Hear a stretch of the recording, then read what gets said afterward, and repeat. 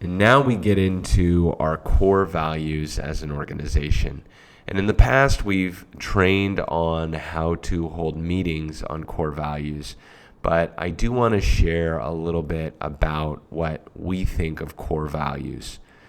Core values are values and beliefs that require no rationale or external justification. They don't need any explanation. You can explain them. You should know them off the top of your head. They should be displayed. We test our staff at the Christmas party, for example. Just recently, we asked our staff several times, can somebody list all of our core values and explain it?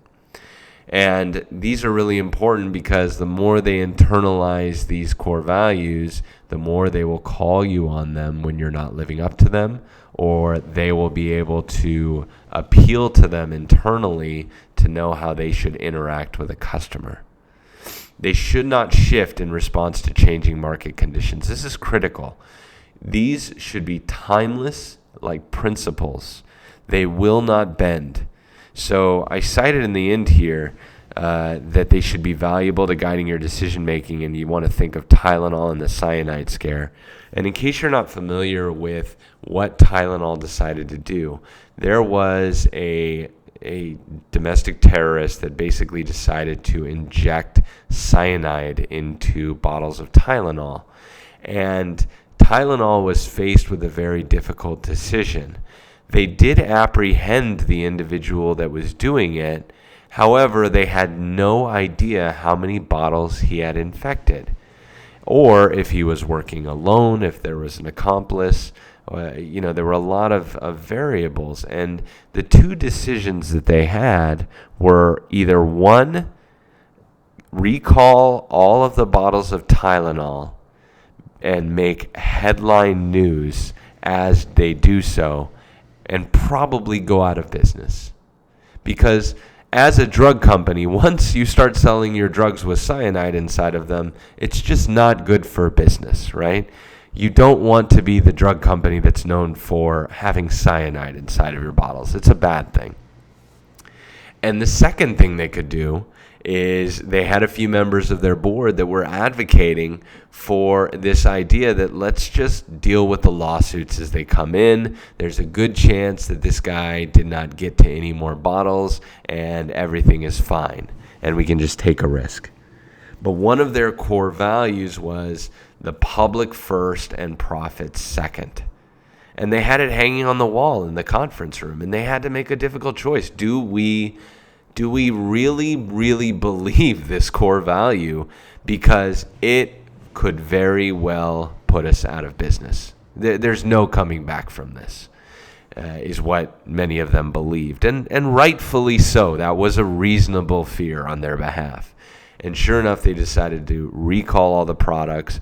It cost them millions and millions of dollars. Now, this was, I believe, late 60s, early 70s. Obviously, Tylenol is still around, so I don't need to tell you the end of the story. They bounced back and they recovered phenomenally well. Another company that had a similar decision to make was Ford Pinto. Ford Pintos had a problem where they were catching on fire all of the time, which, I'll be honest, I've driven in a Pinto, and having it catch on fire would probably be the best thing that could happen to that car.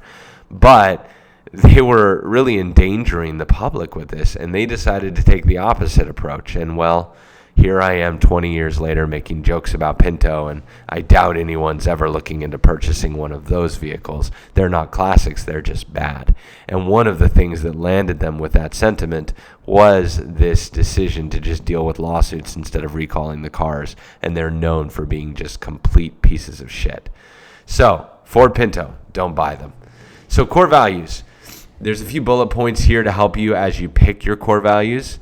Number one, make sure your values will serve as broad guidelines on how you will proceed as you pursue your purpose. Like the Constitution, they should be open to interpretation.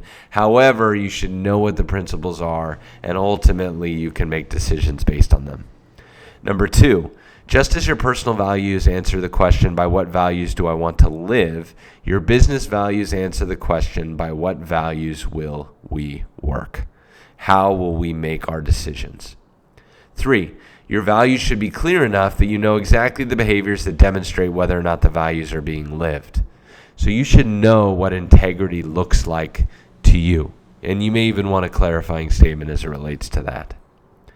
Number 4, your personal values need to be in alignment with your business values.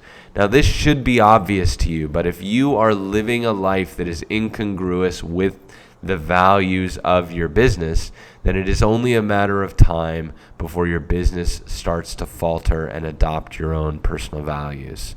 We see this all of the time. We had an employee who, a few months into his career, he called an insured after a sub failed to show up and told the homeowner that the sub had gotten a flat tire and that's why they never showed up on a Saturday.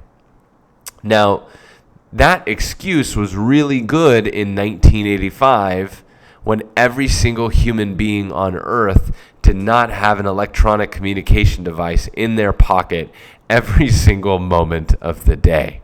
But today, the homeowner's first question was, well, that's great. Why didn't they just call on their cellular phone, which I'm sure they had in their pocket? And, the superintendent made some cockamamie excuse. Well, it comes out that not only is he lying about this, we later find out he's lying to his wife. He's cheating on his wife. He's not showing up to work. He is violating the integrity piece in every single area of his life. You don't just lie at work. You don't just lie at home. You will do it in both places. So your values should be values that you live everywhere you are. So these core values, you'll list here, you'll create the value and then the definition of that value. So if integrity is one of your values, what does integrity mean? Does integrity mean we never lie ever, right? Which is going to be a difficult one to live up to, quite honestly. Why did you remove the drywall before the adjuster showed up? Well, maybe it's because the insured had some unrelated mold, and they were scared that the claim would unjustifiably be denied if the mold was up when the adjuster arrived. So you cut it out and got it out of there, right? When the adjuster asks you, why did you already cut the drywall? I wanted to see that. Are you going to tell the truth? You never lie ever? Or do you only tell the truth in certain moments, in certain aspects? We want to really question these values to see, are we going to live up to them 100% of the time, or in what manner and in what way will we live up to all of these things? Very, very important.